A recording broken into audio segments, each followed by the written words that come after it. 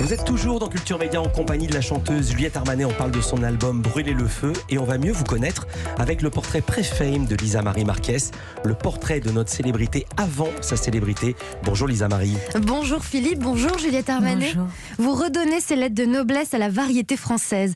Paris Match vous a qualifié de fille cachée de Samson et Berger, c'est dire. Vous avez remporté la victoire de la musique de l'album Révélation de l'année en 2018. Mais comment en êtes-vous arrivé là? On va rembobiner et revenir sur ce qui vous est arrivé avant d'être célèbre. Juliette Armanet, vous êtes née à Lille, dans le Nord. Vos parents sont alors libraires, rue de la Monnaie. La librairie s'appelle Les Chimères. À la maison, la particularité, c'est que le piano est un membre de la famille à part entière. Votre père vous initie au jazz, votre maman au registre classique. Il y a aussi votre grand-mère qui joue. Bref, chez vous, on se met au piano comme on se met à table. Puis vous déménagez en banlieue parisienne et vous vous mettez au patinage artistique. Vous allez même vous entraîner le matin avant les cours et vous avez des patins dédicacés par Soria Bonali. Ouais. Soria Bonali, vous les avez toujours? Ouais, bien sûr. Évidemment, j'adore ces patins, je les garderai toute ma vie. Les patins blancs. Juliette Armanet, à l'adolescence, vous vivez vos premières histoires d'amour et vos premières déceptions. Ah oui. Ça vous inspire vos premières chansons composées dans votre chambre. Vous vous prenez aussi de passion pour la chanson française. Vous découvrez William Scheller. Pourquoi les gens qui s'aiment sont-ils toujours un peu La plus belle chanson du monde. Mais aussi Alain Souchon. Pourquoi ces rivières soudain sur les gens qui coulent?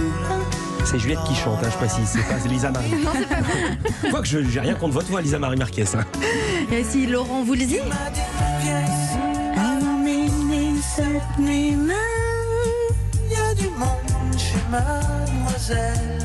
Et autre influence en français, toujours mais plus surprenante, vous êtes fan d'Ophélie Winter.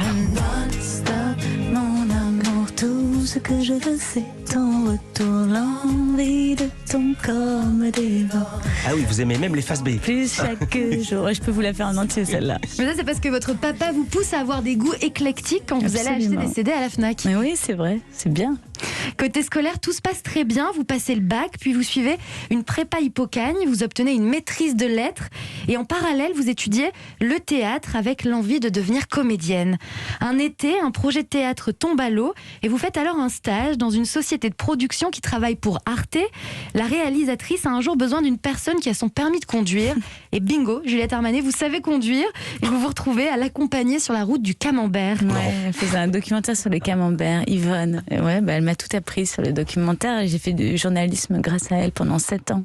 Et c'est comme ça que vous tombez dans l'univers des documentaires. Grâce au camembert. Grâce au Camembert, vous traitez de sujets variés, la fessée en Suède, la vieillesse, la jupe, les mères indignes. Vous allez à la rencontre de gens différents et vous adorez ça.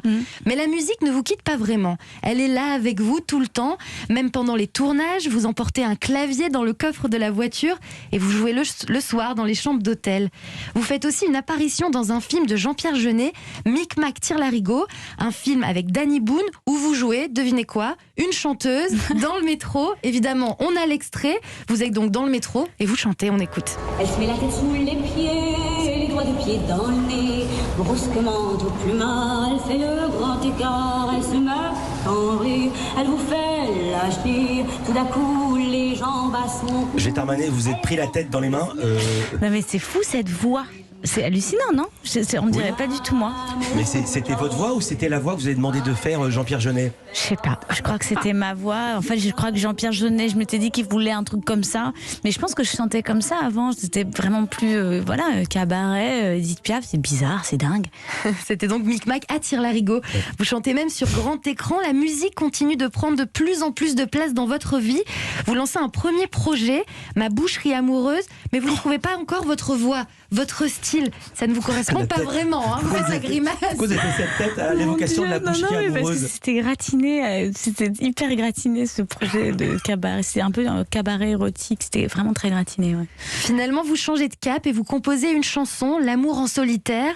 D'abord une première version plus acoustique avant de rencontrer le musicien électro Yuxek qui vous pousse à produire une version plus électro justement. C'est là que vous décidez de vous consacrer totalement à la musique. L'amour en solitaire, cette chanson, Vous allez la chanter au concours Les Inroclables en 2014, un concours qui vous permet de rencontrer les maisons de disques, et la chanson trouve surtout son public. Vous marquez les esprits avec la pochette où vous apparaissez avec des avant-bras d'hommes poilus, signé de votre ami et plasticien Théo Mercier. Le public qui vous découvre alors tombe sous le charme de vos mots à double sens, de votre musique qui touche au cœur et au corps. La suite, on la connaît, et moi, je m'arrête là. Merci. Oh là là. C'est émouvant. Tout est vrai. Et Voilà. vous avez encore les DVD, La fessée en Suède et La route du camembert. Ouais, bien sûr. Ah, Ouais, on aimerait bien sûr. tellement les voir. Merci beaucoup Lisa Marie Marquez. Merci infiniment. Bon week-end.